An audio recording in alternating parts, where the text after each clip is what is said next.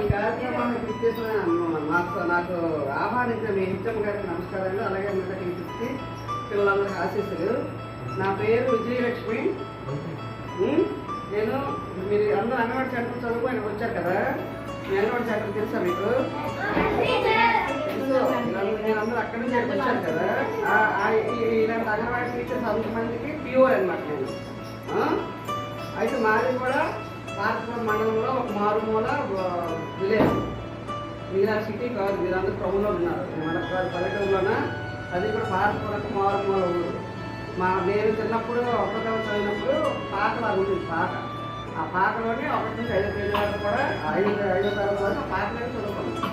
ఒకే manager. మీకు కూడా teachers 5 తరగతి మా కాదు మా ఊరు మొత్తానికి ఒకే మేనేజర్. అది ఎప్పుడు వస్తే అప్పుడు స్కూల్కి వెళ్ళడం చదువుకోవడం. తర్వాత 6 తరగతి నుంచి మళ్ళీ తక్కువ 2 కిలోమీటర్లు ఉంటుంది.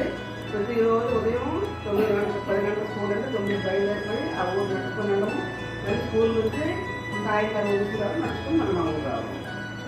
నేను 10th క్లాస్ వచ్చి 10th క్లాస్ చదివినంత వరకు కూడాను మా ఊళ్ళో కరెంటు లేదు. దీపం బుడ్డీలతో చదువుకున్నాను. మీకు ఎలా ఉంది ఇప్పుడు? కరెంటు, ఫ్యాను, ఏసీ కావాలంటే ఏసీలు అన్నీ మీ పేరెంట్స్ మీకు అన్ని సదుపాయాలు కనిపిస్తాను కదా.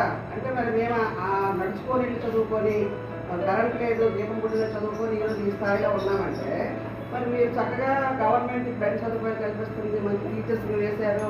తర్వాత ఇంటి దగ్గర పేరెంట్స్ కూడా మీకు ఏం కావాలంటే అవి కొన్ని పెడతారు, ఇస్తారు. చదువుకు సంబంధించిన కూడా అలాంటి మీరు ఇంకా బాగా చదవాలి కదా.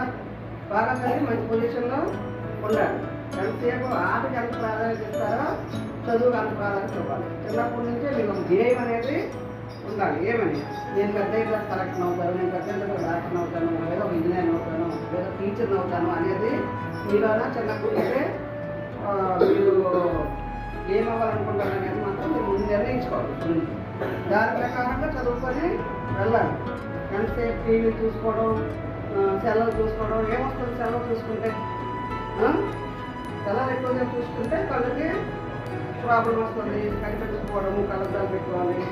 రెండోది చదువు మీద కాన్సన్ట్రేషన్ అనేది తగ్గిపోతుంది.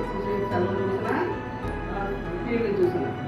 ఎక్కువ ఇక్కడ టీచర్స్ చెప్పడం అన్నీ కూడా ఇంటికి వెళ్ళిన మంది చదువుకోవాలి.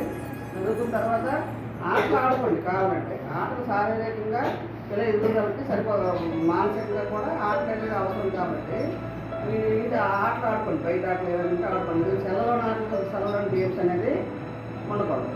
అంతేనా? ఆ మార్గంలో ఉండడం వల్ల ఏమైంది? నాకు 10th క్లాస్ అయిపోయినట్టు పెళ్లి చేస్తారు. మరి పెళ్లి చేసిన వెంటనే పిల్లలు అక్కడితో ఫుల్ స్టాప్ చదువు అయిపోతే మరి నేను అక్కడే ఉండిపోయేదాన్ని.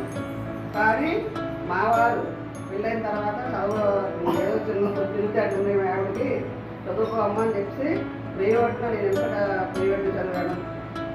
అప్పుడు నేను సర్వీస్ కమిషను సూపర్వైజర్ పోస్ట్ రాసేటప్పుడు inter qualification at time first సారే నాకు సూపర్వైజర్ పోస్ట్ వచ్చింది. సూపర్వైజర్ పోస్ట్ ఉదయం వెళ్ళి సాయంకాలం వచ్చి ఇంటికి వస్తే రాత్రి 8 నుంచి 9 ఆ రాత్రిని బస్సులో వెళ్ళేదాన్ని. రోజు ఆ బస్సులో చదువుకొని నేను డిగ్రీ పోస్ట్ వచ్చిన డిగ్రీ కంప్లీట్ చేశాను ప్రైవేట్గా. ఎంఏ కూడా ఉద్యోగం వచ్చిన తర్వాత నేను ఎంఏ కూడా కంప్లీట్ చేశాను. నేను డిగ్రీ ఎంఏ చదివి నాకు ఉద్యోగం రాలేదు. నాకు ఇంటర్ అర్హతనే వచ్చిన ఇంటర్ కూడా ప్రైవేట్. ఓన్లీ 10th క్లాస్ వరకు చదువుకోండి. అంటే చదువుకోవాలి, మంచి పొజిషన్లో ఉండాలంటే ఏది కూడా అడ్డవచ్చు. పిల్లలు దూరము అనేది అడ్డంకి ఉండదు. అది మన మనసులో మనం చదవాలని తలంపు ఉండాలి. మంచి పొజిషన్ తలంపు ఉన్నప్పుడు వేరే కూడా అడ్డు రావు.